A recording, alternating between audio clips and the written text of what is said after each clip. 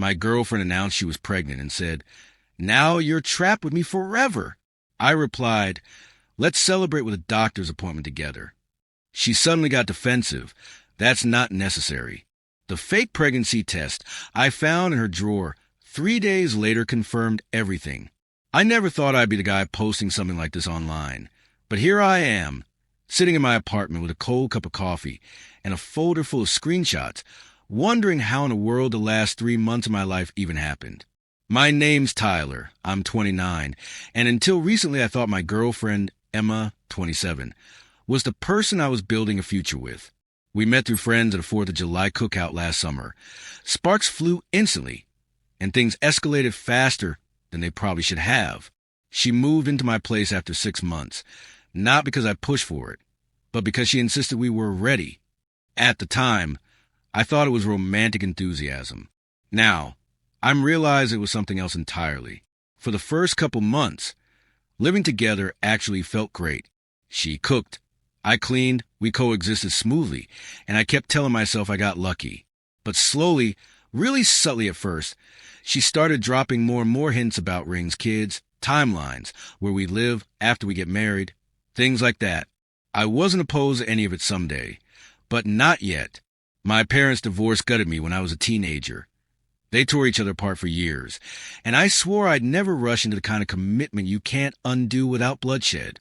I thought I'd been clear about that, too, which is why the look in her eyes the night she told me she was pregnant hit me like a semi-truck.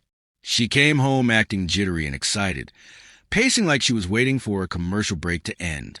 She sat me down on the couch and pulled a pregnancy test from behind her back like she was unveiling a magic trick.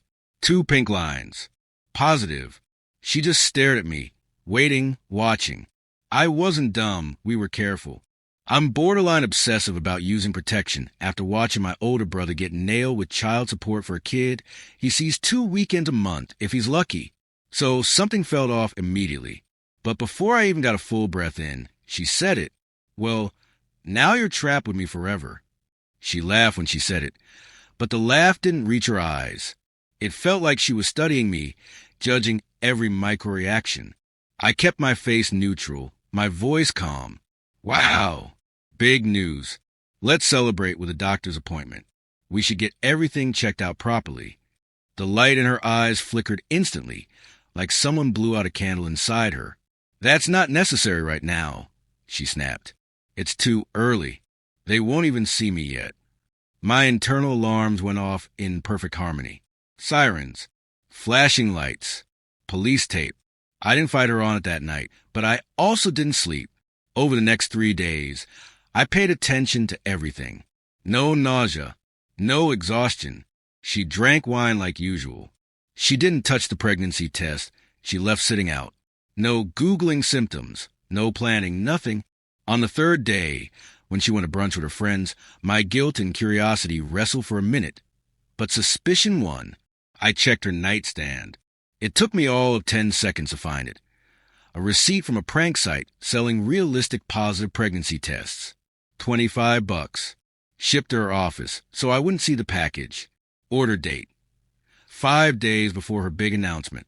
I sat on the edge of the bed for a long time just staring at it, feeling like someone had poured ice water straight down my spine. She planned all of it, every word, every expression, every tear. And the worst part? I could hear her voice replaying in my head. "Now you're trapped with me forever." I took pictures of the receipt from every angle, then put it back exactly where I found it. When she came home that night, I acted normal. I even suggested a celebration dinner and mentioning the pregnancy to our families, just to see what she'd do. Her face twitched like she was short-circuiting. She tried to talk me out of it, said it was too early, that we should wait, that she wasn't emotionally ready for everyone to know. The more I leaned into the doctor idea, the more panicked she became. Finally, when I pulled out my phone and showed her the receipt photo, her whole face drained of color so fast I thought she might actually faint. First words out her mouth, why would you go through my stuff? Not, "I'm sorry." Not, "I can explain." Not anything even remotely sane. Just instant deflection. I told her to pack her things and leave by Sunday. The tears dried up ridiculously fast. She yelled, screamed, insisted it was a test, that she just wanted to see if I was serious about her, that I pushed her to this because I wasn't proposing fast enough. I didn't yell back. I just repeated that she needed to leave. And I meant it, except she didn't. Sunday arrived. She acted like nothing happened. Made breakfast. Tried to cuddle. Turned on Netflix. I slept on the couch in my own home. Monday morning, I called my buddy Mark, who's a lawyer. He told me exactly what to do. Written notice, timestamps, documentation. I followed every instruction like it was scripture. And that's when her family started calling. Her mom screamed at me for 5 straight minutes about how I broke her daughter's spirit and how I was throwing away a perfectly good woman over one harmless mistake. I told her about the fake test. She said I was lying. Her dad showed up in person and tried to intimidate me into taking her back. He got close enough for me to smell the sawdust on his clothes. I told him flatly that his daughter manipulated me, and I wasn't continuing the relationship. He said, "You're going to regret this," then stormed off. On Thursday, Emma tried one more stunt before packing. She claimed she was actually pregnant now. I nearly laughed in her face. I told her to bring me a doctor's blood test with that week's date on it. She stormed out, slamming the door hard enough to rattle the wall frames. I thought that was the end of it, but I was wrong. That Saturday, I got a call from a detective asking me to come in to answer questions about a domestic incident she reported. My stomach dropped straight through the floor. She'd filed a false report claiming emotional abuse. Luckily, I had everything documented. Screenshots, timestamps, the receipt photo, messages where she admitted the fake test was a test, the eviction notice she signed, her family's harassment. When the detective saw all of it, he looked exhausted. He told me privately that it was obvious she was trying to get ahead of the breakup narrative and advised me to keep documenting everything. I left the station feeling like I'd aged 10 years. The harassment didn't stop. Her sister texted me from random numbers. Her mom left unhinged voicemails. Mutual friends reached out accusing me of being heartless. I shut all of it down with the same photo of the receipt. Watching some of them go silent after seeing it was enlightening. 2 weeks later, I got a letter from an actual attorney demanding $8,000 for relocation costs. Mark laughed so hard he nearly choked. We responded with a mountain of evidence and a warning that continued harassment would lead to counteraction. A week later, the lawyer called back apologizing for the inconvenience. But even then, it wasn't over. One afternoon, after work, I found Emma waiting for me in the parking garage, sitting on the hood of her car like a ghost from a horror movie. She said she deserved closure. She said I was ruining her life. She begged, then switched to rage, then back to tears. She kept saying it was one mistake. I told her the truth. It wasn't one mistake. It was a weeks-long plan to trap me. I walked past her as she yelled that I'd regret this forever. My building manager caught the whole thing on camera for documentation.